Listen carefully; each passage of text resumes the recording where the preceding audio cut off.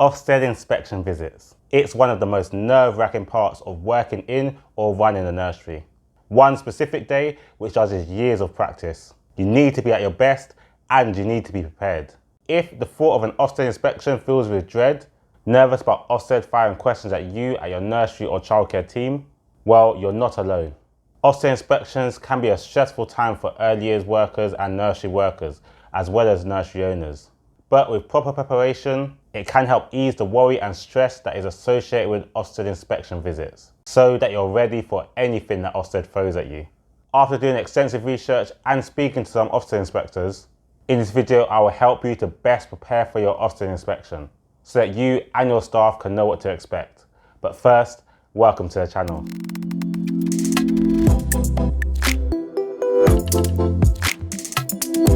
Welcome to the channel, Open a Nursery with myself, Kurt Lianya, where I teach you to run, grow and open your own childcare business. I hope you're getting lots from this video, and if you're new here, make sure you subscribe and check out my other videos. I post regular videos helping people like yourself who work in childcare. Today we're discussing Ofsted inspection visits and what Ofsted might ask you during an inspection, so that you or your nursery or childcare team can be best prepared. We'll start off with the learning walk. The learning walk is an important part of the Ofsted inspection. This is a key opportunity for you and your team to really show off your setting. The Ofsted inspector will give you a chance to show them what you do and why you do what you do the way that you do it. This is where Ofsted are trying to gather information about what it might be like being a child at your setting. In this area, they won't just want to know that you're aware of the statutory requirements that you're required to adhere to, or that you've read up on the inspection handbook, but they'll also want to see whether you and your staff are aware of the EYFS, safeguarding and welfare requirements, as well as being aware of each of their own individual roles and responsibilities in your setting. They may ask staff why they do or do not do certain things, and most of the time there will not be a correct answer, but they will be looking to see whether your staff have considered the safeguarding and welfare requirements when they are undertaking any actions. Knowing that there isn't really a correct answer when it comes to these questions should help to reassure you and your team and take a little bit of the stress away. If you, your team or your nursery staff don't know the answer to a question, it's important to try not to panic and just be honest with the Ofsted inspector. Let them know that it could be down to nerves and you just can't think at the moment. Just don't forget that if you can't remember at the time, you should try to let them know how you would usually find this information on a normal basis. So for example, if they ask you who the ladder is for your area, you can tell that I'm not sure, but I know that there's posters in the nursery that tell you, and that information is located in this specific area. And then you just move on to the next questions and try to answer them as confidently as you can. Just remember that despite it being an Ofsted inspection, Ofsted are not trying to catch you or your team out. And knowing how you can handle the pressure should make the Ofsted inspection easier. So knowing this should help you to be better mentally prepared for your Ofsted inspection. Moving on, we'll go over some of the topics and some of the questions they ask within those topics, so that you can start practically preparing for them. Starting with some initial questions about your setting. So they may ask questions like, how many children are currently enrolled at your setting? How many children are present on the actual day? What are the qualifications held by the staff in your setting? How many staff you have in? And how many staff have a paediatric first aid? These are crucial questions which Ofsted will use to find out whether you're running legally and safely on that day. They will also ask questions about how you deliver learning to children at your setting. Although this will be specific to your nursery or your childcare provider and based on what they see on the day, some of the questions they will ask will be around how you take steps to provide an inclusive, broad and varied curriculum to all children at your setting. This will include your SEND children, your EAL children and any children that are in receipt of the EYPP funding. They may ask how you work with various outside agencies, in particular around SEND, how you're meeting the needs of the EAL children in your setting, how you are spending the funding that is received by the EYPP in your setting. This can be an important discussion for Ofsted, as they'll want to know how you are spending the funding that is being given to you and what impact it is making. So it's really your chance to show what a difference the funding is having. And they may ask questions around how you monitor the progress of children's learning and development in your setting, and how you measure the impact of strategies that you've put in place. You are more likely to get specified questions if you have a large majority of a specific cohort. So for example, if you have a large number of EAL children, your questions will be more focused about how you are supporting them and how you ensure that your curriculum is adapted and inclusive for these groups. How you manage your staff is becoming an increasingly important topic in Ofsted inspections. In the latest inspection handbook, in both the good and outstanding grade descriptors, it places an emphasis on managers to actively monitor concerns about staff and their workload. The effectiveness of your leadership and management will form a crucial part of your final grading. With regards to staffing, they may ask questions like, what does your recruitment process look like? So make sure you have a recruitment process in place, and you can show them how you store and record your recruitment records, your staff qualifications, DBSs, references, and any staff training. They may ask how you manage staff supervisions and appraisals, how you monitor staff performance, and whether you do any peer-on-peer observations. They will ask your staff about your leadership too. So you have to make sure that whatever you speak about with the Ofsted inspectors is embedded in your practice. So you should try to be having regular supervisions and be able to show the impact on staff's development. It's important for you to be aware of staff deployment too, ensuring that you deploy staff in line with the statutory framework. The next area of question is arguably the most important and is all around safeguarding. There are literally hundreds of different questions that Ofsted could ask you around safeguarding during your Ofsted inspection. I've done a few videos that could specifically help your nursery team to help prepare themselves for these safeguarding questions, like the Culture Capital video, British Values video, and Prevent Duty video. This is where the Ofsted inspectors will have the highest expectations from your staff, and this area should be your biggest priority. Some questions they may ask are, what are your obligations under the Prevent Duty?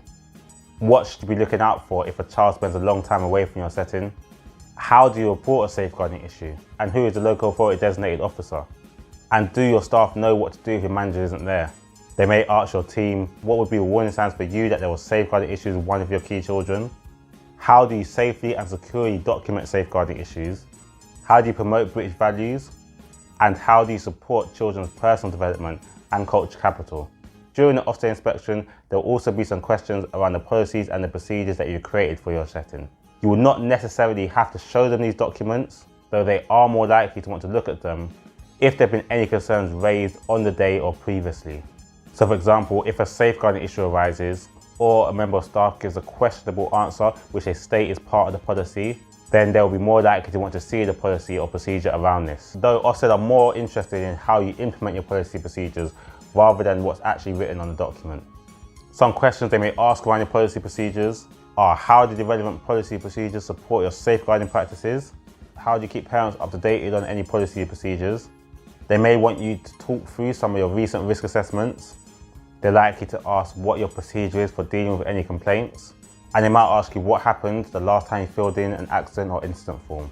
Remember, any policy procedure that you create will need to align with the current statutory requirements. So make sure you check them regularly, especially when Ofsted updated the EYFS statutory framework or the Early Years Inspection Handbook. Before your inspection, do try to read up on your key policies and procedures too, as well as refresh your memory of any recent incidents, accidents, complaints, or risk assessments, so that you have them fresh in your mind in case Ofsted asks you any questions around them. This is especially important if you've had any recent instances that have been reported to Ofsted.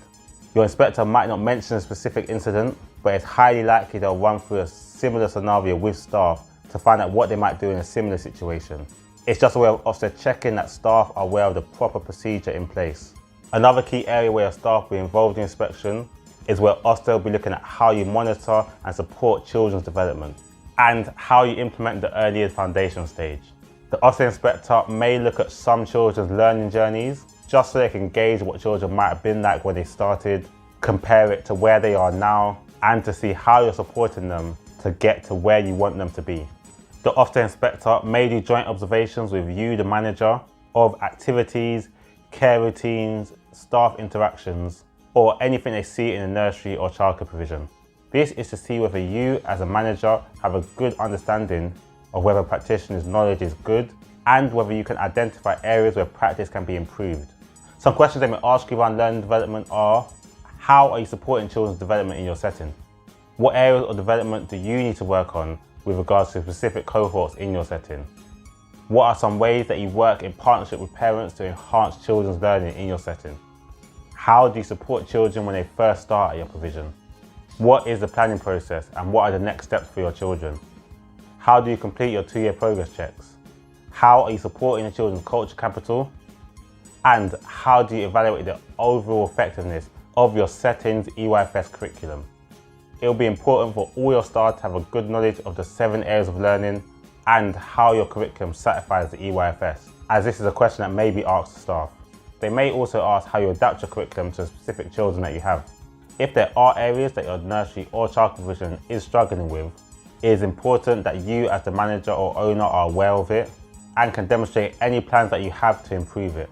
So those are the main topics and questions that Ofsted will be going over with you and your nursery or childcare team. So before you go, I want to go over some of the key documents that you'll need for your Ofsted inspection that you might potentially have to show your Ofsted inspector.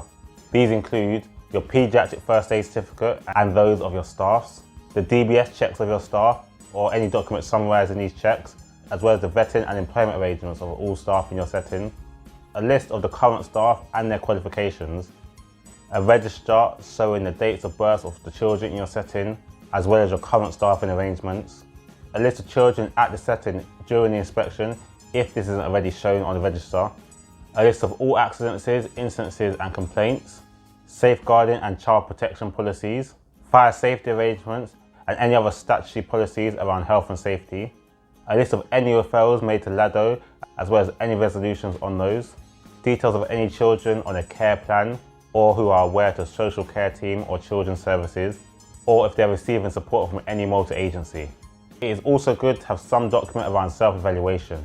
Although a specific self-evaluation form is no longer required for Ofsted and they will no longer be looking to see this, it is good practice to be able to show how you continuously monitor your practice and your progress and any plans that you have for improvements. Following all this should help you to be best prepared for your Ofsted inspection. I wish you all the best of the day and I hope this video has helped you to be a little bit more relaxed about it. If you enjoyed the video or found it useful, don't forget to hit that like button. And as mentioned, I post regular videos all around childcare. So if you want more support working in or running your own childcare business, then make sure you hit that subscribe button. On the screen now is a video that YouTube thought you would find useful, so make sure you check it out. I'll see you on the next video. God bless.